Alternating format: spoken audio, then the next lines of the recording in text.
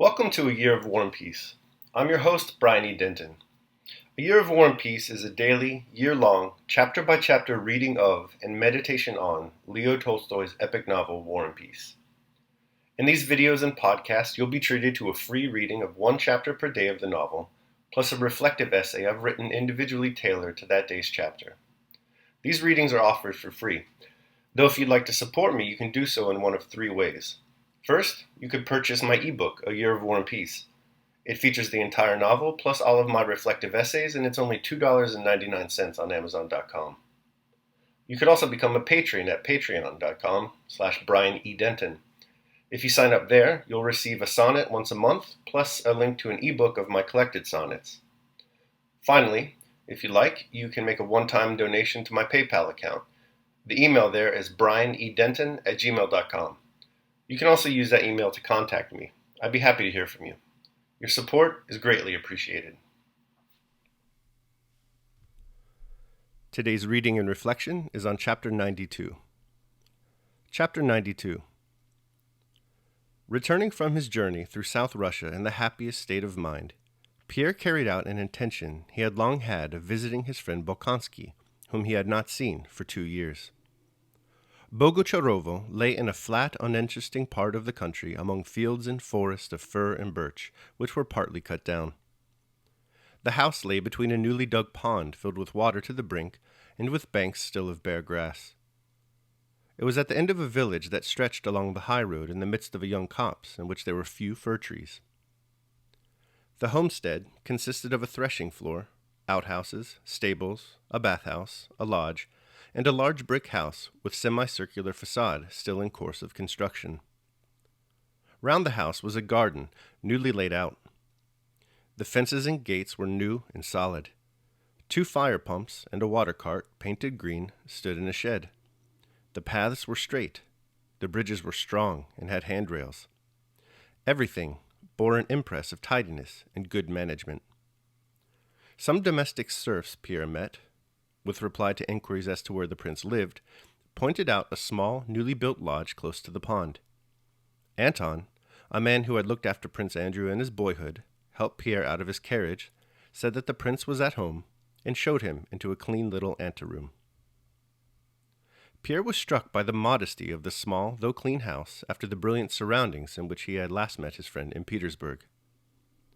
He quickly entered the small reception room, with its still unplastered wooden walls redolent of pine, and would have gone further, but Anton ran ahead on tiptoe and knocked at a door. "Well, what is it?" came a sharp, unpleasant voice. "A visitor," answered Anton. "Ask him to wait." And the sound was heard of a chair being pushed back. Pierre went with rapid steps to the door, and suddenly came face to face with Prince Andrew, who came out frowning and looking old. Pierre embraced him, and lifting his spectacles, kissed his friend on the cheek, and looked at him closely. "Well, I did not expect you. I am very glad," said Prince Andrew. Pierre said nothing. He looked fixedly at his friend with surprise. He was struck by the change in him. His words were kindly, and there was a smile on his lips and face, but his eyes were dull and lifeless, and in spite of his evident wish to do so, he could not give them a joyous and glad sparkle. Prince Andrew had grown thinner, paler, and more manly-looking, but what amazed and estranged Pierre till he got used to it were his inertia and a wrinkle on his brow indicating prolonged concentration on some one thought. As is usually the case with people meeting after a prolonged separation, it was long before their conversation could settle on anything. They put questions and gave brief replies about things they knew ought to be talked over at length. At last, the conversation gradually settled on some of the topics at first lightly touched on: their past life, plans for the future, Pierre's journeys and occupations, the war, and so on. The preoccupation and despondency which Pierre had noticed in his friend's look was now still more clearly expressed in the smile with which he listened to Pierre, especially when he spoke with joyful animation of the past or of the future. It was as if Prince Andrew would have liked to sympathize with what Pierre was saying, but he could not. The latter began to feel that it was in bad taste to speak of his enthusiasms, dreams, and hopes of happiness and goodness, in Prince Andrew's presence. He was ashamed to express his new Masonic views, which had been particularly revived and strengthened by his late tour. He checked himself, fearing to seem naive, yet he felt an irresistible desire to show his friend as soon as possible that he was now a quite different and better Pierre than he had been in Petersburg. "I can't tell you how much I've lived through since then. I hardly know myself again." "Yes, we have altered much, very much, since then," said Prince Andrew. "Well, and you? What are your plans?" "Plans?" repeated Prince Andrew ironically. "My plans?" he said, as if astonished at the word. "Well, you see, I'm building. I mean to settle here altogether next year." Pierre looked silently and searchingly into Prince Andrew's face, which had grown much older. "No, I meant to ask," Pierre began, but Prince Andrew interrupted him. "But why talk of me? Talk to me, yes. Tell me about your travels and all you have been doing on your estates." Pierre began describing what he had done on his estates, trying as far as possible to conceal his own part in the improvements that had been made. Prince Andrew several times prompted Pierre's story of what he had been doing, as though it were all an old-time story, and he listened not only without interest, but even as if ashamed of what Pierre was telling him. Pierre felt uncomfortable, and even depressed in his friend's company, and at last became silent. "I'll tell you what, my dear fellow," said Prince Andrew, who evidently also felt depressed and constrained with his visitor. "I'm only bivouacking here and have just come to look around. I'm going back to my sister today. I will introduce you to her. But of course you know her already," he said, evidently trying to entertain a visitor with whom he now found had nothing in common. "We will go after dinner. And would you like now to look around my place?" They went out and walked about till dinner time, talking of the political news and common acquaintances like people who do not know each other intimately. Prince Andrew spoke with some animation and interest only of the new homestead he was constructing and its buildings, but even here, while on the scaffolding, in the midst of talk explaining the future arrangements of the house, he interrupted himself. "However, this is not at all interesting. Let us have dinner, and then we'll be off." At dinner, conversation turned on Pierre's marriage. "I was very much surprised when I heard of it," said Prince Andrew. Pierre blushed, as he always did when it was mentioned, and said hurriedly, "I will tell you sometime how it happened, but you know it's all over, and forever." "Forever," said Prince Andrew. "Nothing is forever." "But you know how it all ended, don't you? You heard of the duel?" "And so you had to go through that too." "One thing I thank God for is that I did not kill that man," said Pierre. "Why so?" asked Prince Andrew. "To kill a vicious dog is a very good thing, really." No, to kill a man is bad, wrong." "Why is it wrong?" urged Prince Andrew. "It is not given to man to know what is right and what is wrong. Men always did and always will err, and in nothing more than in what they consider right and wrong." "What does harm to another is wrong," said Pierre, feeling with pleasure that for the first time since his arrival Prince Andrew was roused, had begun to talk, and wanted to express what had brought him to his present state. "And who has told you what is bad for another man?" he asked. "Bad, bad!" exclaimed Pierre. "We all know what is bad for ourselves." "Yes, we know that. But the harm I am conscious of in myself is something I cannot inflict on others," said Prince Andrew, growing more and more animated, and evidently wishing to express his new outlook to Pierre. He spoke only in French. "I know two very real evils in life, remorse and illness. The only good is the absence of those evils. To live for myself, avoiding those two evils, is my whole philosophy now." "And love of one's neighbor and self-sacrifice?" began Pierre. "No, I can't agree with you. To live only so as to not do evil and not to have repent is not enough. I lived like that. I lived for myself and ruined my life. And only now, when I am living, or at least trying," Pierre's modesty made him correct himself, "at least trying to live for others, only now have I understood all the happiness of life. No, I shall not agree with you, and you do not really believe what you are saying." Prince Andrew looked silently at Pierre with an ironic smile. When you see my sister, Princess Mary, you'll get on with her, he said. Perhaps you are right for yourself, he added after a short pause. But everyone lives in his own way. You live for yourself, and you say you nearly ruined your life and only found happiness when you began living for others. I experienced just the reverse. I lived for glory. And after all, what is glory? The same love of others, a desire to do something for them, a desire for their approval. So I live for others, and not almost, but quite ruined my life. And I have become calmer since I began to live only for myself. But what do you mean living only for yourself? Asked Pierre, growing excited. What about your son, your sister, and your father? But that's just the same as myself. They are not others, explained Prince Andrew. The others, one's neighbors, as you and Princess Mary call it, are the chief source of all error and evil. You are Kiev peasants to whom you want to do good. And he looked at Pierre with a mocking, challenging expression. He evidently wished to draw him on. You are joking, replied Pierre, growing more and more excited. What error or evil can there be in my wishing to do good? And even doing a little, though I did very little and did it very badly. What evil can there be in it if unfortunate people or serfs, people like ourselves, were growing up and dying with no idea of God and truth beyond ceremonies and meaningless prayers, and are now instructed in a comforting belief in a future life, retribution, recompense, and consolation? What evil and error are there in it if people were dying of disease without help while material assistance could be so easily rendered, and I supplied them with a doctor, a hospital, and an asylum for the aged? And is it not a palpable, unquestionable good if a peasant, or a woman with a baby, has no rest day or night, and I give them rest and leisure? Said Pierre, hurrying and lisping. And I have done that, though badly and to a small extent, but I have done something toward it, and you cannot persuade me that it was not a good action. And more than that, you can't make me believe that you do not think so yourself. And the main thing is, he continued, that I know, and know for certain, that the enjoyment of doing this good is the only sure happiness in life.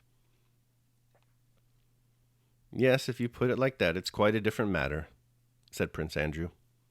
I build a house and lay out a garden, and you build hospitals. The one and the other may serve as a pastime, but what's right and what's good must be judged by one who knows all, but not by us. Well, you want an argument, he added. Come on, then. They rose from the table and sat down in the entrance porch, which served as a veranda. Come, let's argue then, said Prince Andrew. You talk of schools, he went on, crooking a finger, education, and so forth. That is, you want to raise him, pointing to a peasant who passed by them taking off his cap. You want to raise him from his animal condition and awaken in him spiritual needs, while it seems to me that animal happiness is the only happiness possible. And that is just what you want to deprive him of. I envy him, but you want to make him what I am, without giving him my means. Then you say, lighten his toil. But as I see it, physical labor is an essential part of him, as much a condition of his existence as mental activity is to you or me. You can't help thinking. I go to bed after 2 a.m.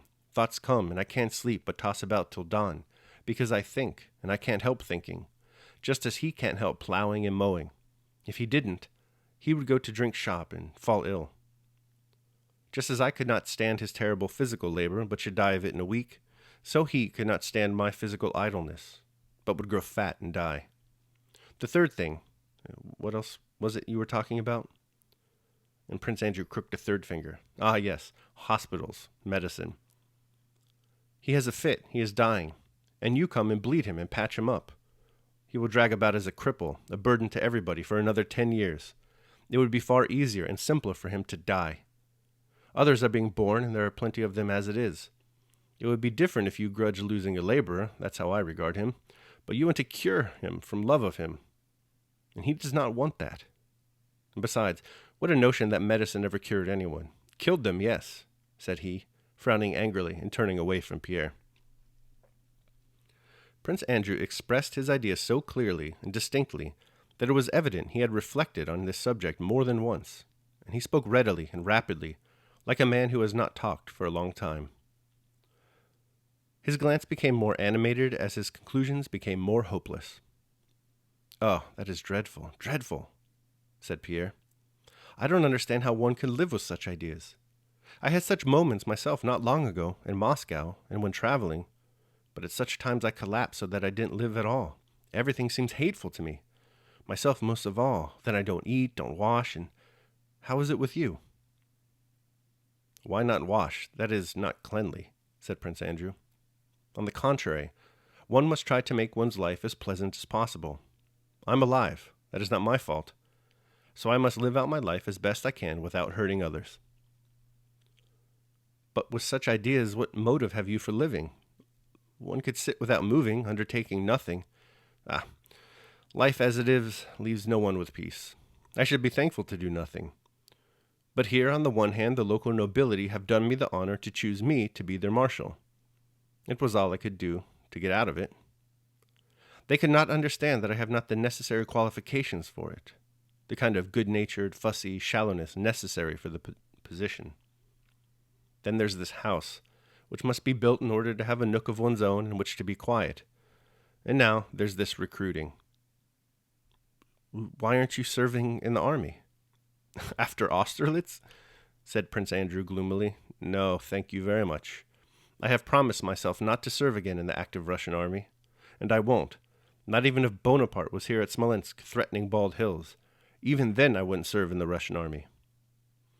Well, as I was saying, he continued, recovering his composure, now there's this recruiting. My father is chief in command of the 3rd District, and my only way of avoiding active service is to serve under him. Then you are serving. I am. He paused a little while. And why do you serve? Why, for this reason. My father is one of the most remarkable men of his time, but he is growing old, and though not exactly cruel, he has too energetic a character. He is so accustomed to unlimited power that he is terrible, and now he has this authority of a commander-in-chief of the recruiting, granted by the emperor. If I had been 2 hours late a fortnight ago, he would have had a paymaster's clerk at Uvanka hanged, said Prince Andrew with a smile. So I am serving because I alone have any influence with my father, and now and then can save him from actions which would torment him afterwards. Well, there, you see. Yeah, but it's not as you imagine, Prince Andrew continued. I did not, and do not, in the least care about that scoundrel of a clerk who had stolen some boots from the recruits. I should even have been very glad to see him hanged, but I was sorry for my father. That, again, is for myself. Prince Andrew grew more and more animated. His eyes glittered feverishly while he tried to prove to Pierre that in his actions there was no desire to do good to his neighbor. There now, you wish to liberate your serfs, he continued. That's a very good thing, but not for you. I don't suppose you ever had anyone flogged or sent to Siberia, and still less for your serfs. If they are beaten, flogged, or sent to Siberia, I don't suppose they are any the worse off. In Siberia, they would lead the same animal life, and the stripes on their bodies heal, and they are happy as before. But it is a good thing for proprietors who perish morally, bring remorse upon themselves, stifle this remorse, and grow callous, as a result of being able to inflict punishments justly and unjustly. It is those people I pity, and for their sake I should like to liberate the serfs. You may not have seen, as I have seen, how good men brought up in those traditions of unlimited power, in time they grow more irritable, become cruel and harsh, and conscious of it, but cannot restrain themselves, and grow more and more miserable. Prince Andrew spoke so earnestly that Pierre could not help thinking that these thoughts had been suggested to Prince Andrew by his father's case. He did not reply.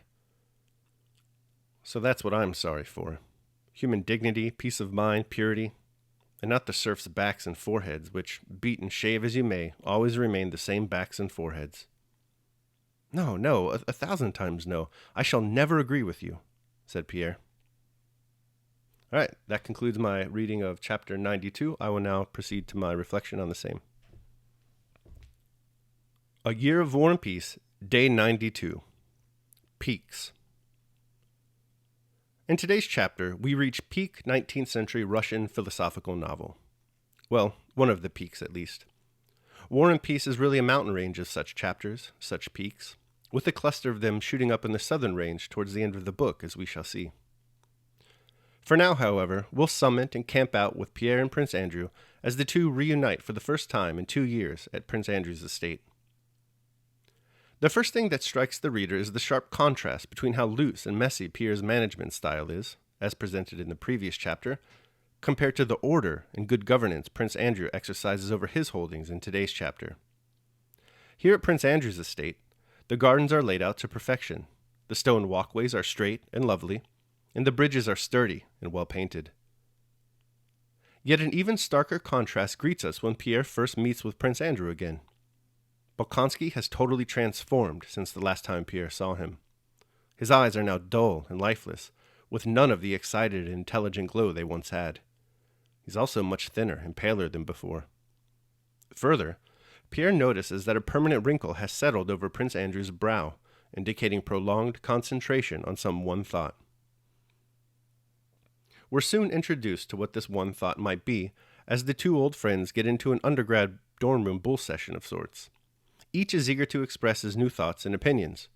Pierre shares his Masonically inspired notion of freeing his serfs, or at least improving their lives through education and healthcare. And here is where we learn just where Prince Andrew earned that permanent wrinkle upon his brow. Summoning his inner John Gray, who wrote that, whereas silence is for other animals a natural state of rest, for humans silence is an escape from inner commotion.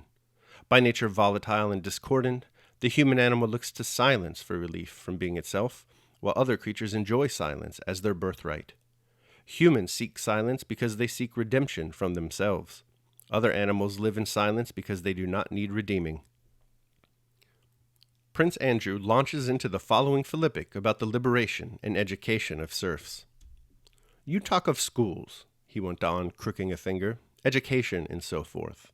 That is, you want to raise him," pointing to a peasant who passed by them taking off his cap, "from his animal condition, and awaken him to spiritual needs. Well, it seems to me that animal happiness is the only happiness possible, and that is just what you want to deprive him of. I envy him, but you want to make him what I am, without giving him any means. Then you say, lighten his toil. But as I see it, physical labor is as essential to him, as much a condition of his existence, as mental activity is to you or me. You can't help thinking. I go to bed at 2 a.m. Thoughts come in, and I can't sleep, but toss about till dawn, because I think and can't help thinking, just as he can't help plowing and mowing. If he didn't, he would go to the tavern or fall ill. Just as I could not stand his terrible physical labor, but should die of it in a week, so he could not stand my physical idleness, but would grow fat and die. The third thing, well, what else was it you were talking about?" And Prince Andrew crooked a third finger. "Ah, yes, hospitals, medicine. He has a fit. He is dying. And you come and bleed him and patch him up. He will drag about as a cripple, a burden to everybody for another 10 years. It would be far easier and simpler for him to die. Others are being born, and there are plenty of them as it is. It would be different if you grudge losing a laborer, that's how I regard him, but you want to cure him from love of him, and he does not want that. And besides, what a notion that medicine ever cured anyone. Killed them, yes," said he, frowning angrily and turning away from Pierre. I'm always very moved by this passage. Not so much the content as Prince Andrew's sad anger. I can never tell if he's angry at having such thought, or if he's angry that he lives in a world where they're true. Both Pierre and Prince Andrew are hurting. The challenges they're lately facing are beating them down. Pierre, as we learned yesterday, can't bring himself to reform. Prince Andrew is losing himself in an unrelenting pessimism. Perhaps, maybe, this suffering is good for them if they can only learn to harness it towards improvement. Daily meditation. We see athletes who study only their bodily strength, engage in contests with the strongest of men, and insist that those who train them for the arena should put out their whole strength when practicing with them. They endure blows and maltreatment, and, if they cannot find any single person who is their match, they engage with several at once. Their strength and courage droop without an antagonist. They can only prove how great and how mighty it is by proving how much they can endure. You should know that good men ought to act in a like manner. so as not to fear troubles and difficulties, nor to lament their hard fate, to take in good part whatever befalls them, and force it to become a blessing to them. It does not matter what you bear, but how you bear it. Seneca, on Providence. All right, so that concludes my reading and reflection on chapter 92. I hope you liked it. I sure did. Thanks so much for listening. Remember that if you'd like to support me, you can do so either by purchasing the ebook, A Year of War and Peace, becoming a patron at patreon.com, or making a one-time donation to PayPal. The links to all that are below. Your support is greatly appreciated. Tomorrow we will be reading and reflecting on chapter 93. I hope you'll join me. Until then, take care of yourselves and others.